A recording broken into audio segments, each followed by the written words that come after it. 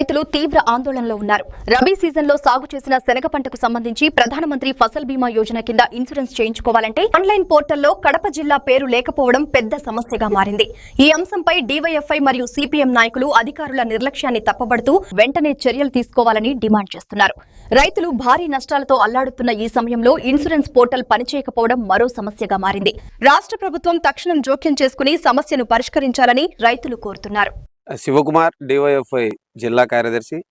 ప్రధానంగా ప్రస్తుతం ఉన్నటువంటి రబీ సీజన్లో శనగ రైతులు విపరీతంగా పంట వేసుకునే సందర్భంలో ఈరోజు రాష్ట్ర ప్రభుత్వం అధికారులు నిర్లక్ష్యం కారణంగా రైతులు నష్టపోయే సందర్భాలు కనబడుతున్నాయని చెప్పేసి మేము చెప్పదలుచుకున్నాం.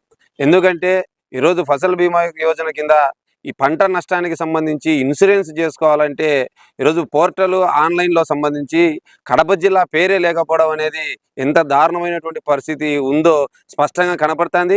ఈ రాష్ట్ర ప్రభుత్వానికి కూడా కడప జిల్లా పైన ఏ స్థాయిలో వివక్షత ఉందో మరోమారు ఇదొక ఉదాహరణగా చెప్పేసి చెప్పదలుచుకున్నాం. ఎందుకంటే ఇప్పటికే అనేక రకాల తుఫాన్లు, రోజు ఒక తుఫాన్ వచ్చే పరిస్థితి, ఎప్పుడో తెలియని పరిస్థితుల్లో ఈరోజు వేల ఎకరాలు ఈరోజు నష్టపోయినటువంటి రైతు పంట చేతికి రాక చేసిన అప్పులు ఈరోజు తీర్చుకోలేక వైపు అల్లాడుతూ ఉంటే కనీసం కొద్ది మేరగానే ఈరోజు రాష్ట్ర ప్రభుత్వం, కేంద్ర ప్రభుత్వం సాయంతో నష్టం పూడుతుందని చెప్పేసి ఇన్సూరెన్స్ చేసుకుందామంటే ఈరోజు పోర్టల్ ఓపెన్ కాకపోవడం చేత ఈరోజు రైతులు ఏ స్థాయిలో దిక్కుదిరిని పరిస్థితిలో ఉంది. అధికారులు సైతం ఈరోజు ఏమాత్రం ఈరోజు రైతులు చెప్పేటువంటి పరిస్థితి కనపడవట్లేదు. ఈరోజు కార్యాలయాల చుట్టూ ఈరోజు రైతులు గ్రామీణ స్థాయిలో తిరుగుతూ ఉన్నారు తప్ప ఈరోజు ఫసల్ బీమాకు సంబంధించి ఇన్సూరెన్స్ నమోదు చేసుకోవాలంటే ఎప్పుడు ఏం కథ అని అర్థం కాని పరిస్థితి. మరోవైపు రాష్ట్ర ప్రభుత్వం ఈ నెల 15వ తేదీ లాస్ట్ డేట్ అని చెప్పేసి చెప్పడం, ఇంతవరకు ఓపెన్ కాకపోవడం అంటే దీని ప్రకారం ఈరోజు ఇన్సూరెన్స్ అవుతుందా లేదా అనేది స్పష్టంగా కనబడుతుంది. ఇప్పటికైనా అటు రాష్ట్ర ప్రభుత్వం, ఇటు అధికారులు స్పష్టమైనటువంటి రైతులకు హామీ ఇవ్వాల్సినటువంటి పరిస్థితి ఉంది. ఎందుకంటే నష్టం నివారణ కింద ఈరోజు ఇన్సూరెన్స్ చేసుకునే దానికి పోర్టల్లో కడప జిల్లాకు సంబంధించి ఆన్లైన్లో పెట్టాల్సిన అవసరం ఉంది.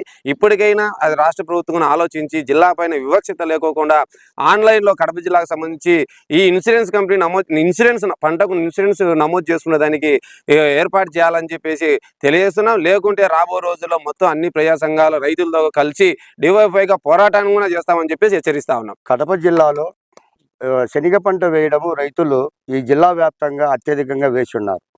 మళ్ళీ వ్యవసాయ శాఖకు సంబంధించినటువంటి అధికారులు మళ్ళీ తక్షణమే ఈ విషయం మీద మన రైతులకు అవగాహన కల్పించాల్సినటువంటిది పోయి వాళ్ళు వాళ్ళ ఆఫీసులకే పరిమితమైతే మన గ్రామాలలో రైతులకు అవగాహన ఎవరు కల్పిస్తారని చెప్పి మేము సిపిఎం పార్టీగా అడగదలుచుకుంటున్నాం.